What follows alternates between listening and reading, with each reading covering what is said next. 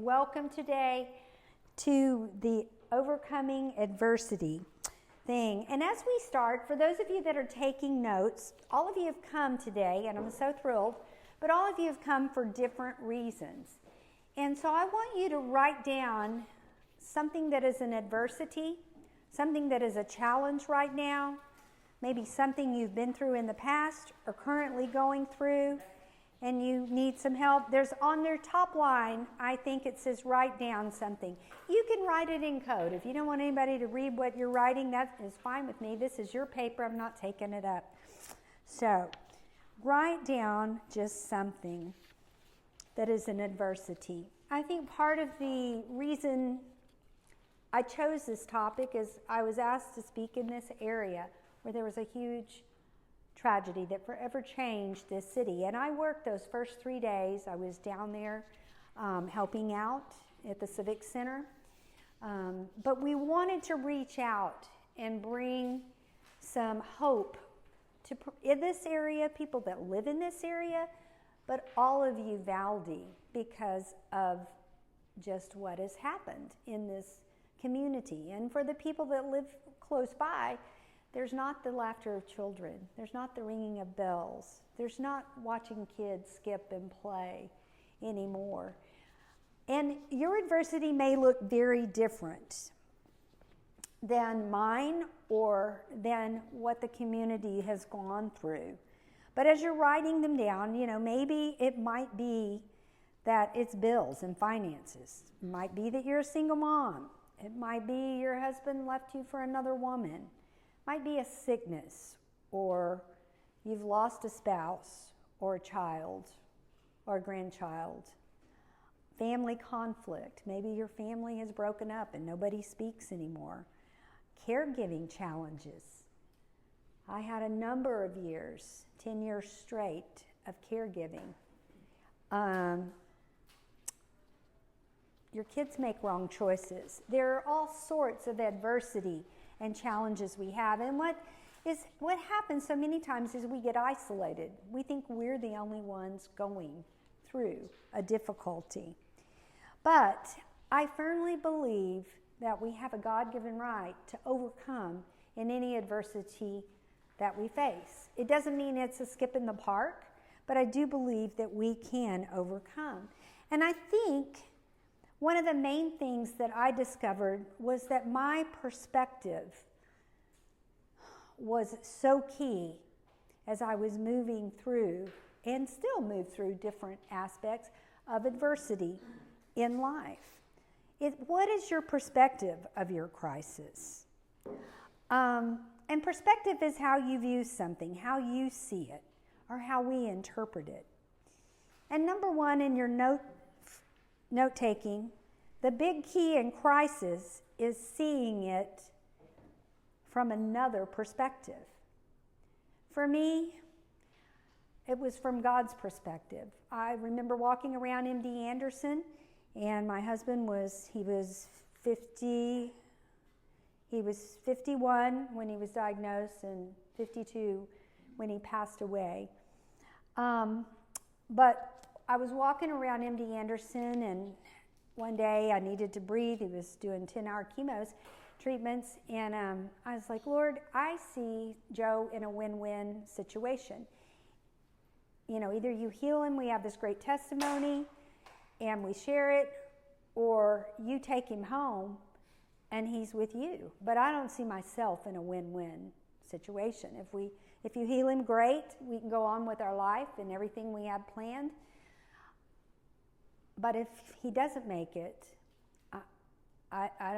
we've been together since I was 17. I just don't know what that would look like. And I just felt the Lord speak to my heart, and he said, Kathleen, I'll either heal Joe or I'll heal your broken heart.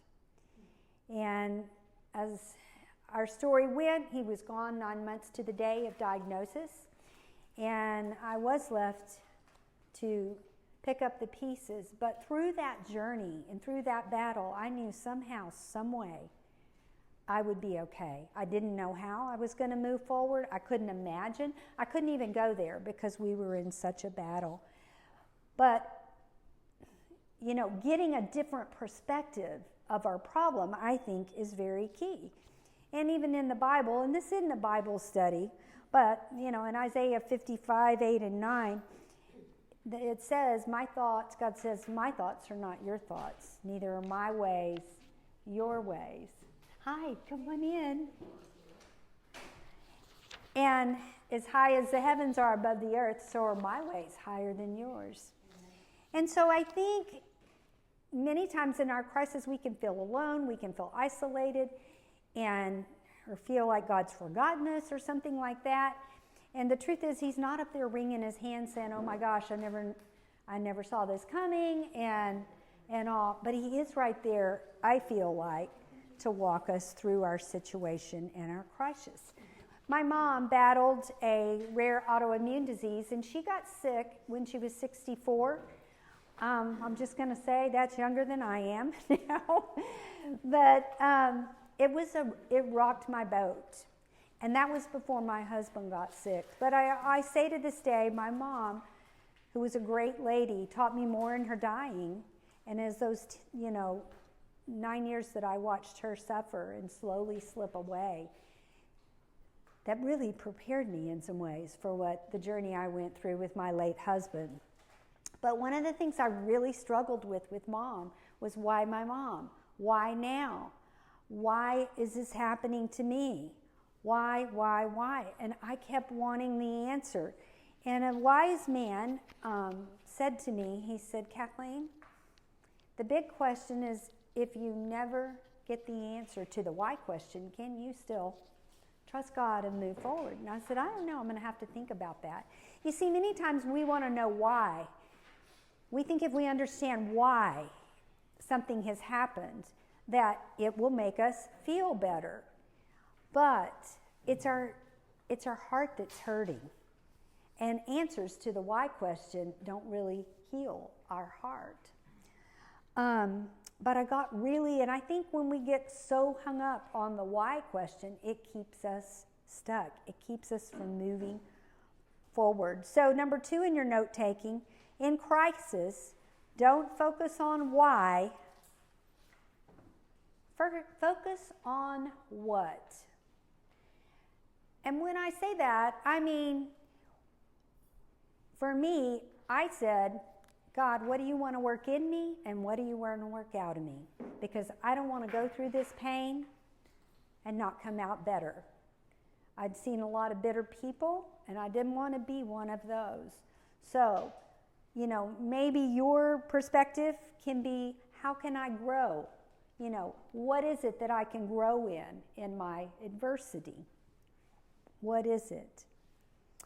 And number 3 in your note taking, what we perceive as a crisis, I think many times is an opportunity. So number 3, it's opportunity. There's an opportunity in your crisis, in your adversity.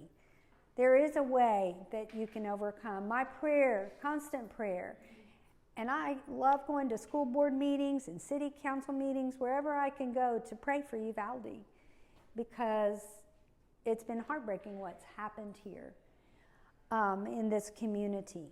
But I do believe that this can become a better place and an oasis where others can learn. And it's forever changed a lot of things. I talked to a woman, actually she's on the state school board, ran into her in Kerrville, and she's like, where are you? I never see you. Well, I'm working in Uvalde. I work 3 days a week at the Resiliency Center for them. And I said, I'm working there. I said, the tragedy there really changed so many things, in the community. And she looked at me and she said, Kathleen, it changed things in our state. She said, I'm on the state school board, and it totally has changed the way that we look and view everything, which I thought was a great perspective, just, okay, there's an opportunity here. There's an opportunity. I don't know what and how God can turn it around, but that is what I'm believing for. Because it does say in Romans 8:28, we know all things work together for good for those that love the Lord. So that many times, and I know for me, as I watched my mom slowly slip away, and then in the middle, or towards the end of mom, I lost my husband slowly slip away for 9 months. My constant prayer was, I don't want to waste this pain. I want to grow. I want you to work things in me and out of me. But I think a big key is how we not only look, but what we entertain. Because negative thoughts, and you might want to write this down somewhere. I don't think I put it in there. Negative thoughts produce negative emotions. And many times we can get hung up on our negative thoughts. And then that can lead us down a road to depression, to anxiety, to some different things. But negative thoughts produce negative emotions. And I did just do a podcast, I think it's the last one I did, on this topic, how negative thoughts produce negative emotions. And I know for me, even in the last couple of weeks, I woke up one morning and I was thinking about something, and I was thinking about it in a negative aspect. And it made me, it was hard. I could tell I wasn't myself. But it took me maybe about half a day, and I went, I'm thinking of all the negative. I'm not thinking, Lord, of the opportunity. I'm not looking at this from a different point of view. And it had affected my emotions. It affected how I felt. It affected me until I realized it, caught it, and began to change the way I looked at things. Number 4 in your note-taking, you have a God-given right to overcome in any situation you face. You have a God-given right, I believe. And one of the things in the middle of all of this, when I found myself in the ashes of life, that I found was in 2 Corinthians 2:14. And all these scriptures are listed at the bottom, just in case anybody wants to know or look at them further. But 2 Corinthians 2:14 says, "Thanks be to God who always leads us to triumph." And for me, it was like, okay, Lord, I want to follow you. I want to get the better of this situation. And then I read another passage somewhere, I think it's in Revelation, that is how when we overcome, he makes us a pillar. He makes us strong. A pillar is something strong, and it can hold and support other things. And it began to change my perspective. Not that I didn't grieve, not that I don't still have moments of grief. And the whole story is in my book, Thriving Through Seasons of Grief. And it's about how to overcome in life's disappointments, change, and loss. But too many times I think we get intimidated by our circumstances, and we can stay in a state of whining and complaining and even stuck in our anxiety. I remember I was talking to a friend. My late husband and I went through some marriage struggles for a few years and came out, and then we helped a lot of people once we worked through our stuff. But I was talking to my friend, and we all need friends that can speak honestly in our life and friends that can help us. And I was telling her, just going on, and she was about 10 years older than me, and she said, "Oh, Kathleen, I know this is hard, but it sounds like you're struggling with some self-pity." And I was like, she did not just say that to me. But you know what? She was right. She loved me enough to tell me the truth. And, I was like, okay, will you pray for me? You're right. Sometimes we have to own our stuff and to move past it. But I love her to this day and see her. But anyway, it was kind of funny. Just so you're struggling with self-pity. No, you're supposed to say, "Aw," But when that happens many times, we can stay stuck. And number 5 tells us, number 5 in your notes, focus on the negative breeds fear, anxiety, and overwhelming feelings.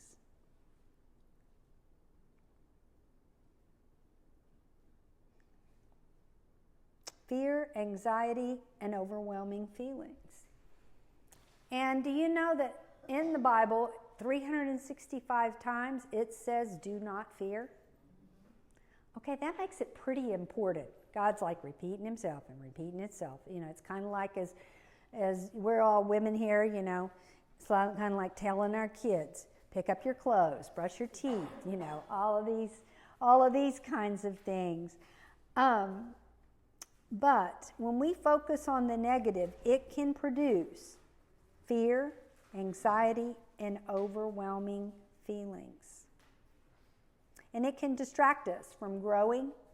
It robs us of peace and joy.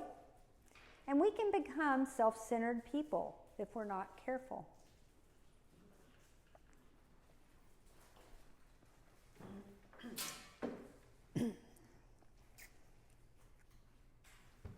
And it's draining. When we focus on the negative in a situation, and I'd encourage you, sometimes you may need to shoot up a prayer and say, Lord, help me to change my thinking. Help me to change my thinking. Maybe you're sitting there and you say, well, I just can't win, or with my luck, I'll never get anywhere, or I'll never get over this, whatever. But one of the things that I discovered is, was in 1 John 5:4, and it says, whatever is born of God overcomes the world. Whatever is born of God. You and I are here, I firmly believe, because we were God's idea. He's got a plan. He's got a purpose for us.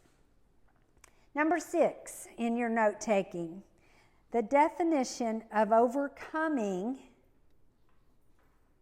from the dictionary is to get the better or get the victory over a situation.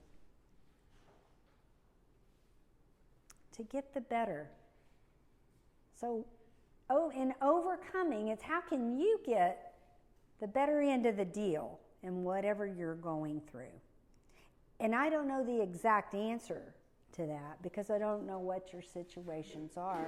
But I do know that we can, I believe, we have a right to get the better of it. I think for me, when I partner with God and look to Him, because I just need help in a lot of ways. You know, it says in John 16, it says, in the world you're going to have tribulation, but be of good cheer. I have overcome the world. So, and that word tribulation means, and is translated, and this is number 7 in your note-taking, it means pressure. And what I think that passage is saying, in the world, you're going to have pressure. You're going to have tribulation. You're going to have it, but be of good cheer. I've overcome the world. And I know that there's a lot of bad things going on in our world. I know that there's a lot of people that, are worried about a whole lot of things. For me personally, I think there's going to be an opportunity, and people can wring their hands at how bad the situation is. But at the end of the day, the only one we can really trust, if a tragedy like nuclear bomb or, everything crashes in our nation, in our world, is, I think, how are we going to get through it?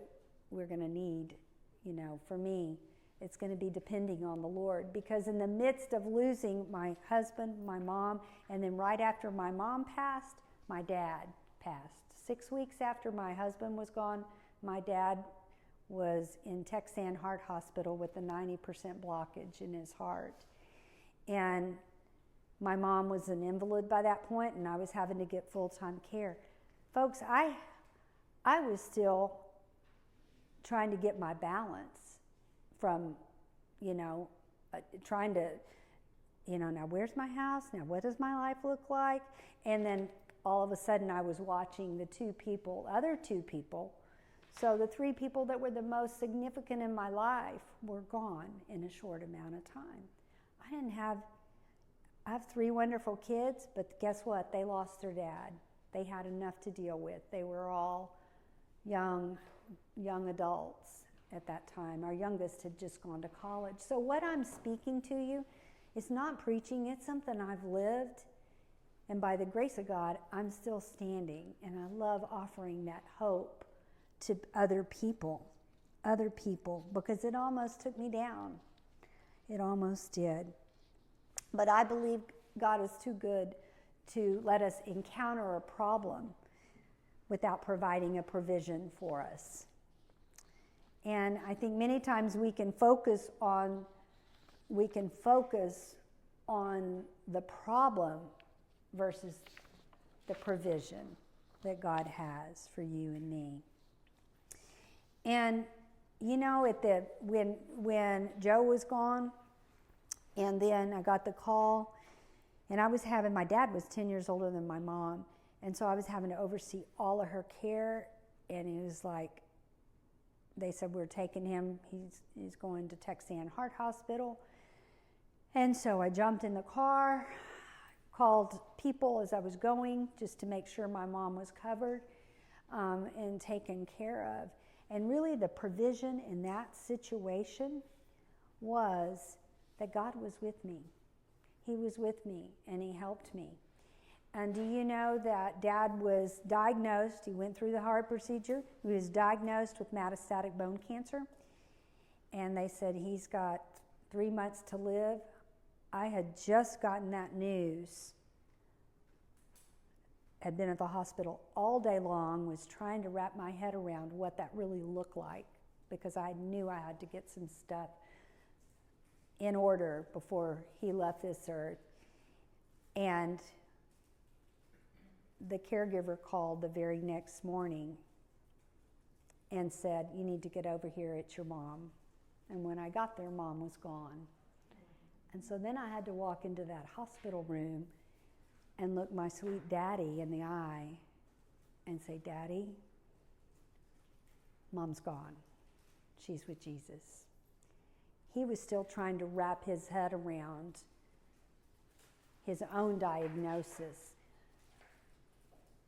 But I'm telling you, through it all, God was there. Number 9 in your note-taking. Did I do number 8? Or did I miss it? Number 9, nothing is greater than the power of God in us to overcome in a situation. We never have to settle for defeat. I believe that the power to overcome is more powerful than any force that comes against us. And it is our perspective, I think, that many times needs to change.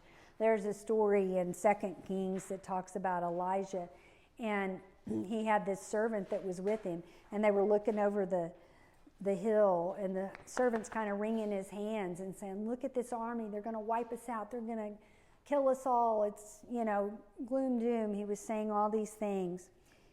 And Elijah looked at him and said, don't be afraid. Those that are with us are more powerful than those that are against us. And he asked the Lord to help. He asked the Lord to open his servant's eyes so he could see. And what that servant saw was a ring of fire around protecting Elijah and his people. It's a cool story. So the whole reason I share that is because our perception and what we see. So in some final thoughts as I begin to wrap things up, and you can just put this in your notes section, but I want to encourage you to give God permission to change your heart and change your thoughts. My daughter was engaged one time to a young man, a good guy. He was a good guy, but my husband and I just didn't feel like he was the right one for her. And I remember thinking, man, what are we going to do? He had already he proposed, and she was engaged, and my husband and I were like, yeah, but Lord, I didn't know what to do, because I thought he could be our son-in-law, he could be the father of our grandkids. I don't want to mess up a relationship, but deep in our hearts, we just didn't think he was the right one, even though he was a great guy. And my constant prayer in that time was, Lord, either change our hearts or change his. Change somebody.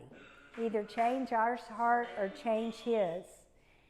And do you know, everything had been done in that. I still have that wedding dress hanging in my closet. I need to sell it. Her wedding dress. Everything was done. We just hadn't put the invitations in the mail, and my daughter came in and she had called it off. We had to trust God, because that was my daughter. I went through getting everything done because our only daughter loved her dearly. She was a grown-up, and I had to just put my trust in God, but shift my perspective.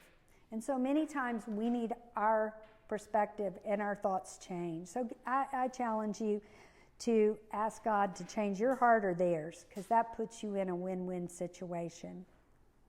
And another final thought, number 2, which I've already touched on, is watch what you focus on.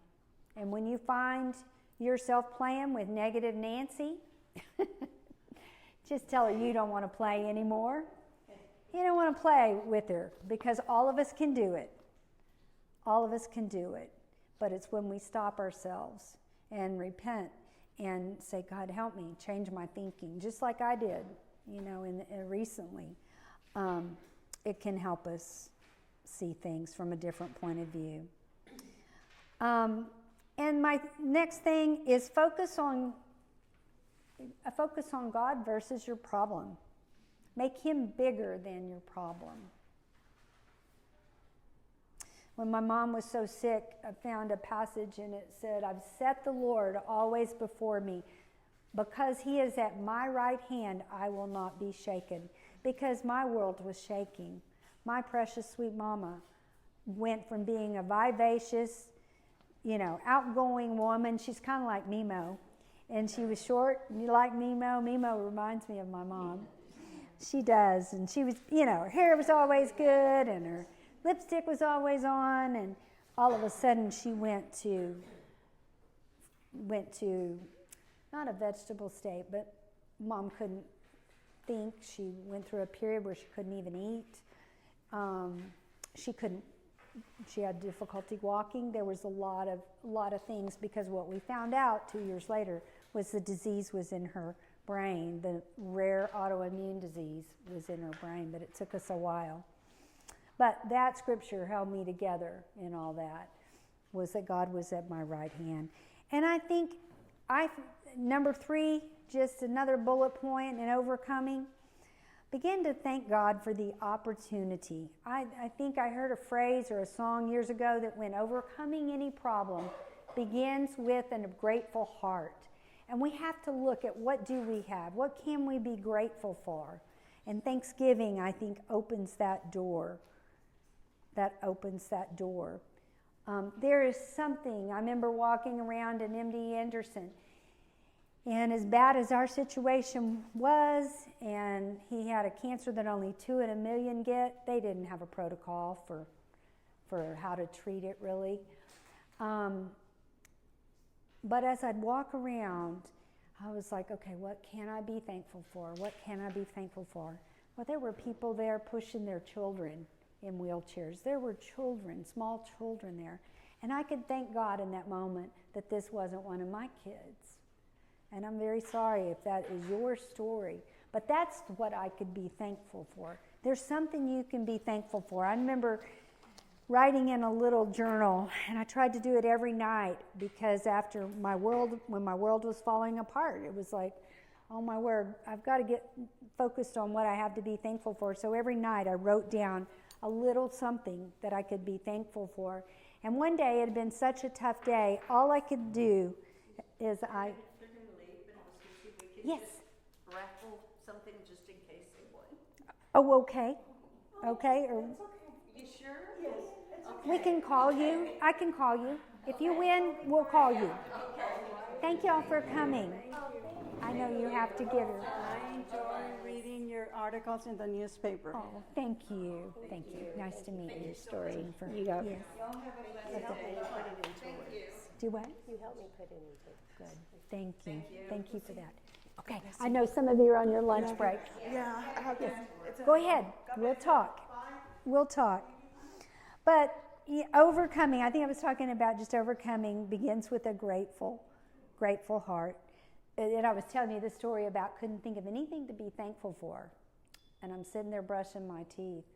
And all I could think of was, Lord, thank you that I'm not a pioneer.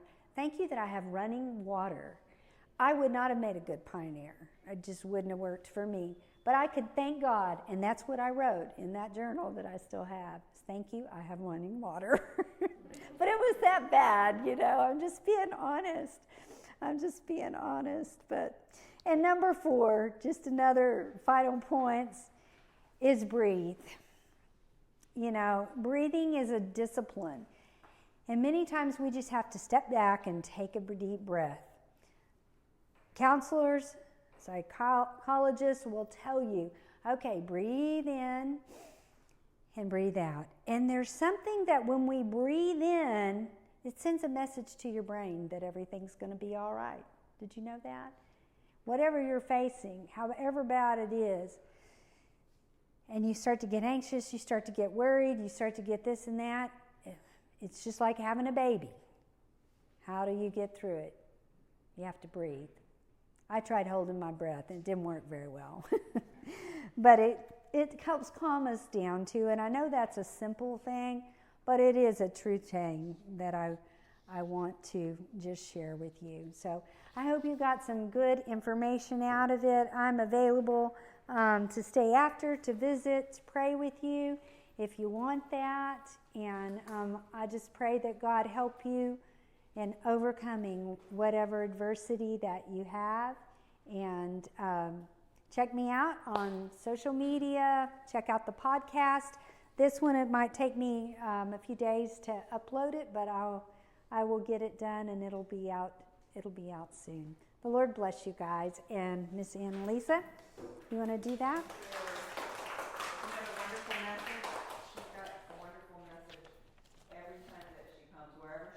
She's at the library, she's at churches, she's just in different areas. I think, do y'all have out at your center as well? Do y'all have events out there? Or Yes, just in the community? we do. Right?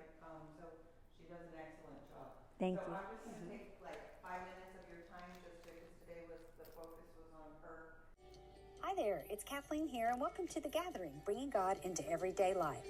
Let me encourage you to not just listen, but partner with God and practice what He speaks to you. You can access more information about me, my newspaper articles, upcoming events, contact me, or purchase my book, Thriving Through Seasons of Grief, on my website at www.kathleenmaxwell-rambie.com. This podcast is now in 28 countries, and people have donated so that you can listen free. Will you consider paying it forward for someone else by giving a one-time or monthly gift? Simply click the button that says Become a Patron or Patronage at the top of the podcast. And don't forget to click the like or follow, and you'll be the first to know when new episodes are released. Enjoy the podcast.